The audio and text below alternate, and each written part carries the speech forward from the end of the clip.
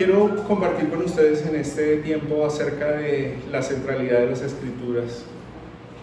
Y voy a estar usando el mismo capítulo que Javi usó para hablarnos hoy de la suficiencia de las Escrituras en la Gran Comisión. Y yo quiero hablar sobre el enfoque o cuál es el enfoque que tienen las Escrituras. ¿Cuál es el gran tema de las Escrituras? Las Escrituras tienen muchos temas, pero deberíamos preguntarnos y poder responder desde la Biblia cuál es el gran tema de la Biblia, hacia dónde apunta la Biblia. Y quiero que leamos una vez más Lucas 24.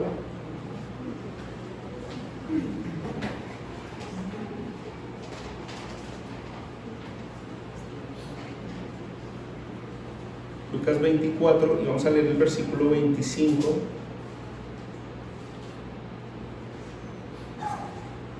Entonces les dijo: oh insensatos y tardos de corazón para creer todo lo que los profetas han dicho. ¿No era necesario que el Cristo padeciera estas cosas y que entrara en su gloria? Y comenzando desde Moisés y siguiendo por todos los profetas, les declaraba en todas las Escrituras lo que de él decían. Amén. Señor, una vez más oramos rogando tu favor, tu asistencia mientras vemos tu palabra. Rogamos que tu Espíritu Santo hable a nuestro corazón y podamos encontrar en ellas ese manantial de vida para nosotros y podamos encontrarte a ti, Señor Jesús. Bendícenos con tu palabra en esta tarde una vez más. Amén. Y amén. Bien, el punto que quiero mencionar para iniciar hoy es: ¿qué expectativa tenemos cuando nos acercamos a la Biblia? ¿Cuál es nuestro deseo? ¿Qué nos mueve? ¿Qué queremos encontrar en ella? Recientemente leí un artículo que llamó mucho mi atención, y es que el ateo promedio de este siglo, de nuestro tiempo, es probable que haya leído la Biblia completa entre 2 y 3 veces en su vida. Un promedio que está muy por encima de la cantidad de veces que un creyente ha podido leer la Biblia en su vida. Y leer ese artículo me inquietó mucho para pensar qué mueve mi corazón para leer la Biblia, qué mueve el corazón de las personas para leer la Biblia, qué expectativa tiene una persona cuando se acerca al texto bíblico. Y probablemente la expectativa que tienen los ateos cuando se acercan al texto bíblico, ¿cuál creen ustedes que es? Buscar fallas, desmeritarla, buscar contradicciones, buscar, digamos, incoherencias, incongruencias, errores. Ese es su objetivo, y con ese objetivo se acercan a la Biblia. Pero podríamos preguntarle a un estudiante de teología por qué se acerca a la Biblia, y seguramente el estudiante de teología nos va a decir que quiere estructurar las doctrinas y entender la doctrina. Pero también le podríamos hacer la pregunta a un pastor: ¿por qué estudia la Biblia? Y saben, probablemente la respuesta muchas veces de un pastor podría ser: porque tengo que predicar el domingo. ¿Cuál es la expectativa con la cual nosotros nos acercamos a la Biblia? Y esta historia es muy interesante.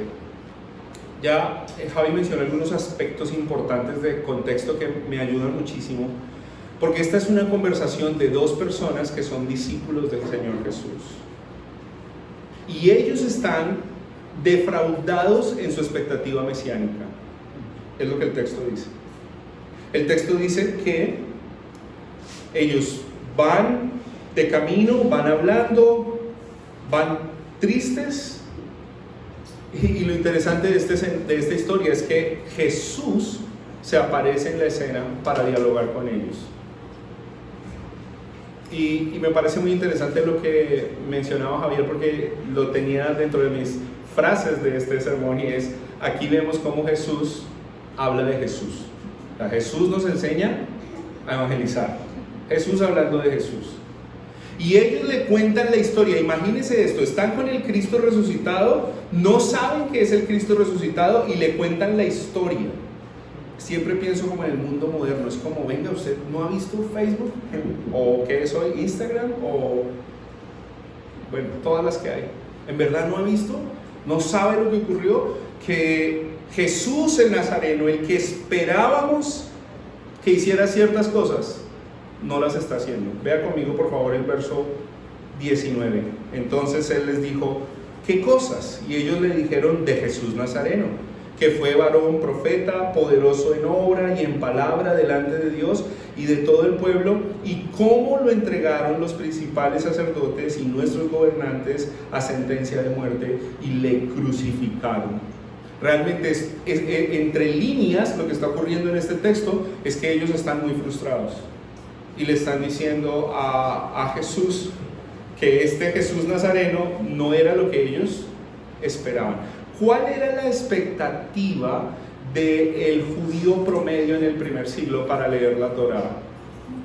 O la Tanakh, como nos explicó hoy Javi, que se divide el Antiguo Testamento, que es como usa Lucas 44, 24, Salmos, profetas y ley, Moisés, profetas y salmos. ¿Cuál era la expectativa que ellos tenían? Mis hermanos, la expectativa que ellos tenían era una expectativa totalmente terrenal. Ustedes saben que ellos estaban bajo un imperio opresor, ellos estaban siendo dominados y ellos anhelaban que el Mesías que ellos esperaban fuera un Mesías libertador, que los sacara de este conflicto. Es la expectativa por la que quizás Judas se defrauda cuando se da cuenta que este Mesías está dispuesto a morir. Y es la razón por la que quizás Pedro, un poco choqueado, le dice: no es necesario que tú mueras, yo puedo dar mi vida por ti.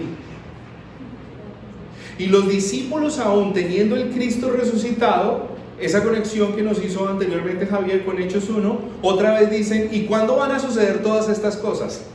¿Por qué? ¿Cuál es la expectativa que tienen? Una expectativa totalmente enfocada en lo terrenal. ¿Y esto a qué se debe, hermanos?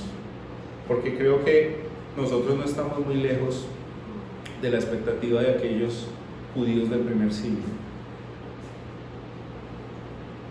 Y la respuesta la tiene la Escritura. Y es que la caída del hombre hace que el hombre se enfoque en sí mismo, que el hombre sea egocéntrico, que el hombre solo esté pensando en él.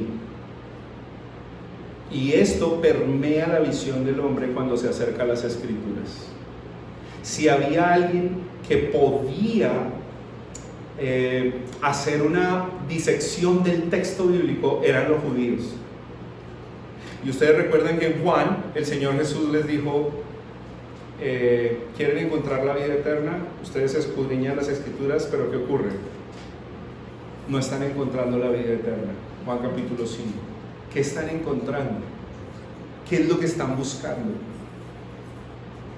Ellos están desenfocados, están pensando en sí mismos, están pensando en un reino totalmente terrenal y usan la Escritura para eso. Ahora, más allá de esta realidad que es muy triste, lo que Lucas 24 nos deja ver es que Cristo trae luz para la comprensión del texto bíblico. El versículo 25 dice que la causa por la que ellos no podían ver el verdadero centro de las Escrituras era por la insensatez de su corazón y porque no podían creer. Por su incredulidad y su insensatez, ellos no podían ver el propósito central de las Escrituras. Ellos estaban ciegos. De hecho, el texto intencionalmente dice que ellos estaban ciegos, y nosotros sabemos que esa ceguera es una ceguera espiritual, porque ellos eran personas inteligentes para acercarse al texto bíblico. Ellos eran personas altamente capacitadas para acercarse al texto bíblico, y no podían encontrar y no podían ver por la dureza de su corazón y por la insensatez. Entonces, ¿qué es lo que tiene que hacer el Señor? El Señor tiene que hacer una obra en ellos, como podríamos decir, sobrenatural, para que ellos puedan comprender el verdadero centro de las Escrituras. El Señor les declara, dice el verso 27, dice: y comenzando desde Moisés y siguiendo por todos los profetas, les declaraba en todas las Escrituras lo que de él decían. Permítanme mencionar esto desde otra perspectiva, desde otra traducción. La idea es: les explicaba con claridad, como toda la Biblia apunta a él. Eso traduce alguna de las versiones modernas, pero estas versiones modernas no están equivocadas en traducir de esta manera. La palabra que se usa aquí para declarar es la idea de sacar a la luz el verdadero significado de las Escrituras. Podríamos decir que tiene una conexión con una palabra muy técnica, pero que es importante para nosotros, y es exégesis. Y la idea de la exégesis es escarbar o sacar hasta encontrar lo que estamos buscando, el tesoro que está ahí, lo real. No voy a meter cosas, sino que voy a sacar para encontrar con claridad. Y el verbo que se usa para declarar es eso, es exponer, es dar a luz, es explicar. Y eso es lo que el Señor Jesús hace. Entonces, mire el método que el Señor Jesús usa. Toda la Biblia, toda la Escritura, para explicar y traer claridad cuál es el verdadero sentido de la Escritura y cuál es el verdadero foco de la Escritura. Toda la Escritura apunta a mí. Eso es lo que Jesús hace. Y entonces el velo se corre y el velo cae. Luego ellos comentan, recuerdan, es hermoso eso que ellos comentan: no ardían nuestros corazones mientras Él nos hablaba. No ardían nuestros corazones mientras Él nos explicaba. Y entonces viene luz para que ellos puedan comprender la verdadera expectativa. Y es la expectativa de un rey que gobierna todo. Un rey soberano que gobierna todo. Un rey que tiene potestad en los cielos y en la tierra. Un rey que gobierna sobre la muerte. El texto, el capítulo 24, tiene un énfasis en una palabra que me parece importante: necesario. 3 veces dice este capítulo que era necesario que el Hijo del Hombre fuera entregado, crucificado y resucitara al tercer día.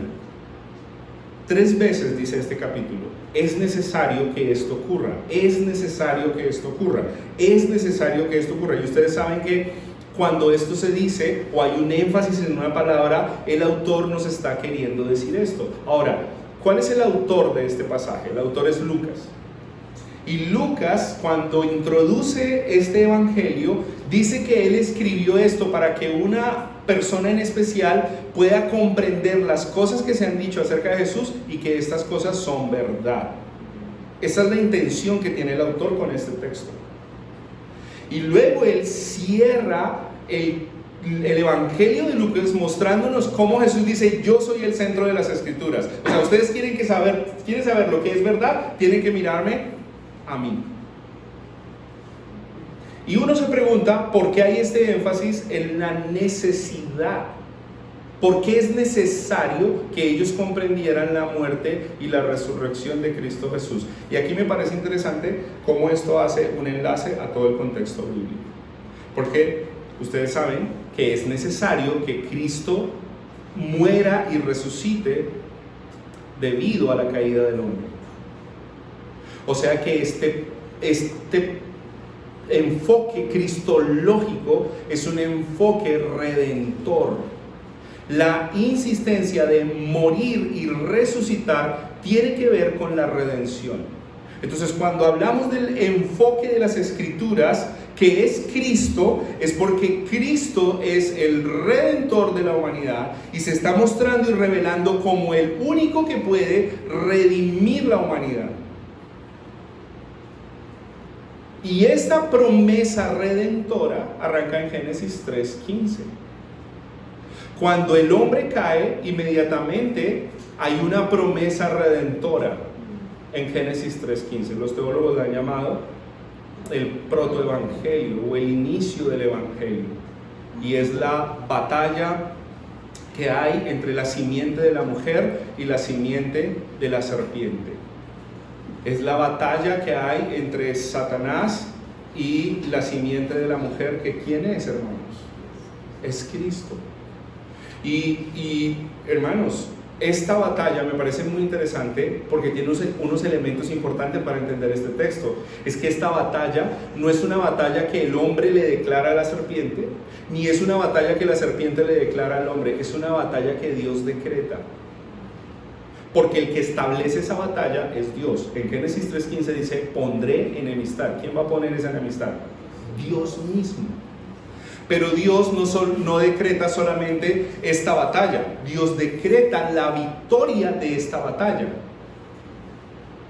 Y decreta cómo la simiente de la serpiente herirá a la simiente de la mujer, para hablar de la soberanía de Dios. O sea que todo lo que ocurre en el contexto de lo que pasa en la historia redentora, todos los sufrimientos del pueblo, todas las amenazas de exterminar a la simiente, como lo que ocurre con la duda que el mismo Abraham tiene en algún momento, o la persecución a Moisés cuando siendo un bebé casi muere, o el nacimiento de los niños cuando Jesús nace, que casi mueren. Todos esos ataques en la historia de la redención apuntan a algo que Dios decretó. Pero también Dios decretó otra cosa, que luego la simiente de la mujer aplastará por completo a esa simiente de la serpiente. Ahora piensen en la necesidad de esto que está diciendo Lucas 24. ¿Qué es lo que dice que es necesario? Reiterativamente en Lucas 24. Usted después puede hacer el estudio y lo puede subrayar. Lo que es necesario es que esta simiente, de hecho es muy particular. Por favor, vea el versículo 7 una vez más. Es necesario que el Hijo del Hombre, que es un título que Lucas da al Señor Jesús para hablar de que Él realmente se hizo hombre, es la simiente, sea entregado en manos de hombres, o sea, sea herido por la simiente de la serpiente, sea crucificado, pero luego ¿qué haga? Resucite al tercer día, o sea, venza, sea victorioso. Y Cristo se está mostrando como ese rey victorioso y redentor para la humanidad. Pero ellos no lo habían entendido. Miren, hermanos, es tan crítico. De hecho, Pablo lo explica en Corintios, que cuando ellos leen la ley, leen a Moisés, ¿qué es lo que tienen puesto? ¿Qué es lo que dice Pablo? Un velo.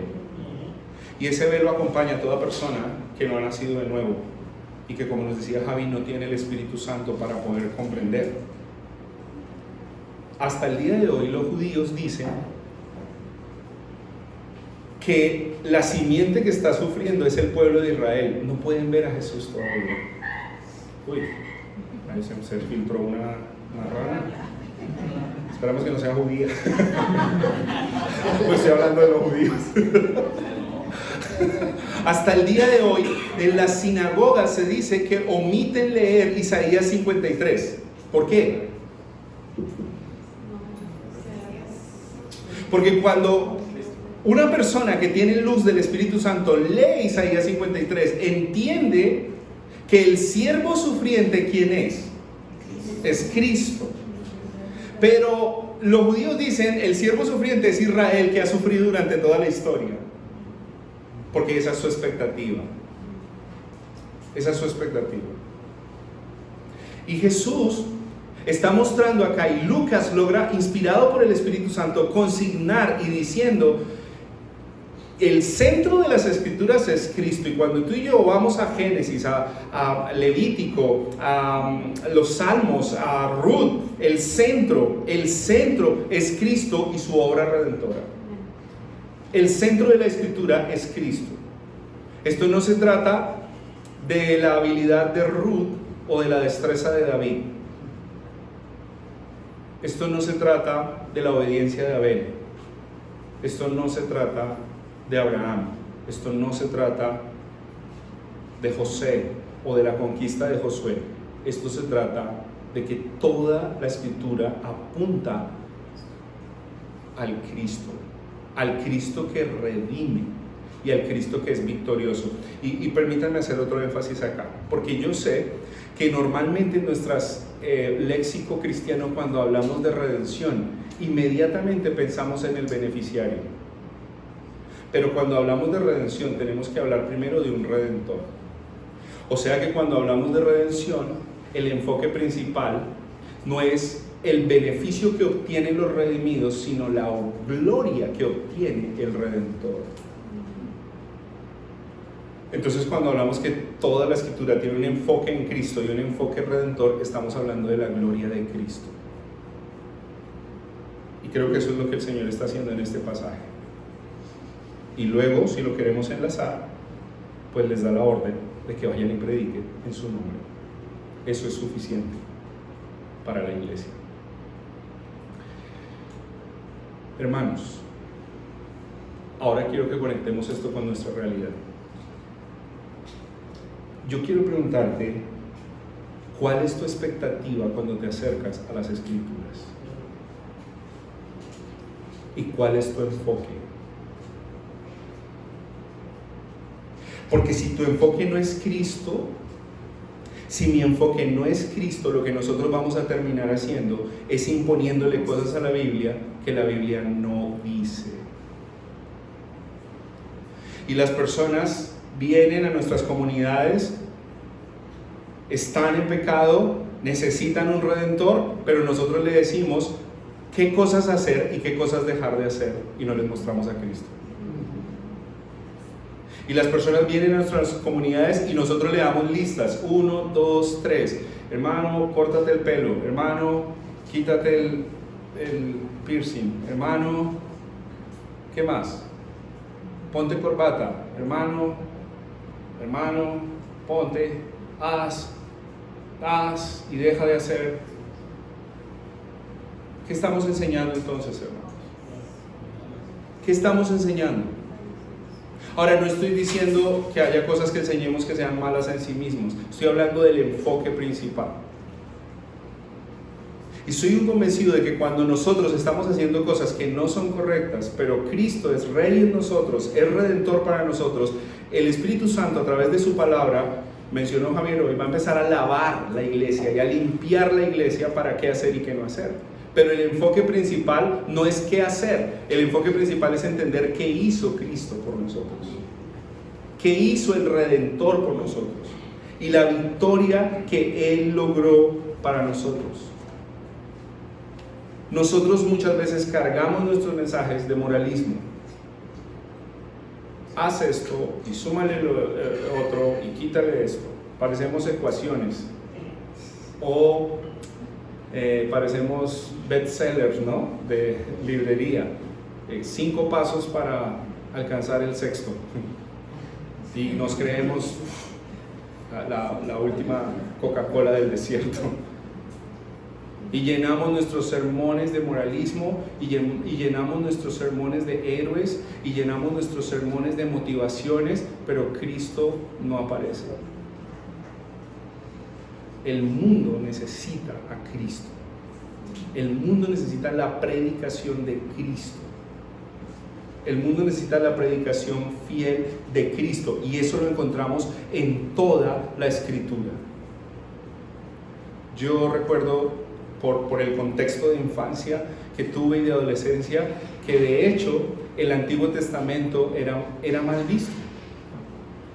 A mí se me enseñaba que solo en el Nuevo Testamento había gracia y que en el Antiguo Testamento solamente había ley. Y cuando me empezaron a enseñar que Cristo estaba en toda la Escritura, yo sufría, porque yo decía, bueno, ¿cómo encuentro a Cristo en Levítico, por ejemplo? ¿Cómo encuentro a Cristo ahí?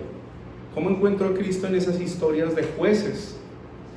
¿Cómo encuentro a Cristo en esas historias de los reyes perversos? ¿Cómo encuentro a Cristo? Ahora no estoy diciendo que forcemos el texto ni alegoricemos el texto para decir que Jesús es el color púrpura de la cortina que estaba en el tabernáculo y terminamos diciendo cualquier cosa o cualquier herejía.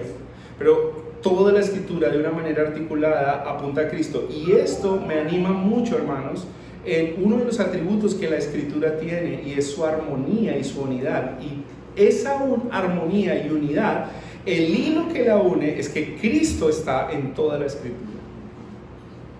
Y eso es maravilloso. Tenemos diversidad de autores, diversidad de lenguas, diversidad de épocas y contextos, y todos conectan perfectamente, siendo la escritura inspirada por Dios para que toda ella apunte y revele a Cristo. Hermanos, tenemos que ponernos los lentes correctos al estudiar la escritura, y los lentes correctos se llaman Cristo. Tenemos que ponernos los lentes de la cristología y ver cómo Cristo ilumina el texto, pero no solo el texto, sino cómo Cristo ilumina nuestras vidas, y cómo Cristo trae transformación a nuestros corazones, y cómo Cristo trae transformación a nuestras iglesias locales, y por qué no a nuestras sociedades. Debemos predicar a Cristo, y como decían los reformadores, solo Cristo. Cristo y solo Cristo. Cristo más nada es igual a todo. No necesitamos otra ecuación. Hermanos, que el Señor nos guíe por su Espíritu mientras estudiamos las Escrituras, y que nuestros corazones ardan de pasión por amor a Jesús y lo podamos ver, y Él sea declarado y brille para todos nosotros mientras estudiamos las Escrituras. Que hagamos, hermano, guiados por Él, nuestro mayor esfuerzo de leer y estudiar la Biblia correctamente, que nuestras expectativas sean redirigidas, porque probablemente, como estos caminantes de Emaús, nuestras expectativas están dirigidas hacia otro campo terrenal. Y por eso muchas personas, cuando llegan al texto bíblico, están pensando cómo ser un mejor papá, cómo ser mejor mamá, cómo ser mejor pastor, cómo ser mejor amigo. Y no estoy diciendo que todo eso sea malo en sí mismo, pero necesitamos encontrarnos con el Cristo victorioso y el Cristo redentor. Amén. Oremos. Señor, gracias por tu palabra. Gracias por ser el centro de la Escritura, el centro de la humanidad, el centro de nuestras vidas. Señor, quizás como los caminantes de Emaús, muchas veces vamos con una expectativa incorrecta, diferente, buscando cosas superficiales, otras veces cosas necesarias, pero no la prioridad, que es conocerte a ti. Y sabemos que esto es posible porque tú te diste a conocer, porque te has revelado. Si no, esto no fuera posible.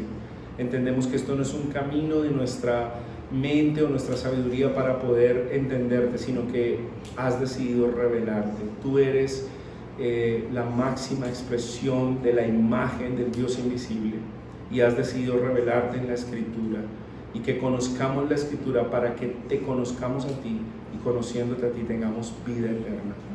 Asístenos, Señor, con tu gracia y con tu Espíritu, para que podamos tener este entendimiento, y cada vez que estudiemos la Biblia, la leamos, la prediquemos, la enseñemos, discipulemos a otros, podamos llevarles a Cristo a través del texto bíblico, como tú lo hiciste aquí en Lucas 24, y como nos enseñas a través de tu palabra. En Cristo Jesús lo pedimos. Amén y amén. Amén.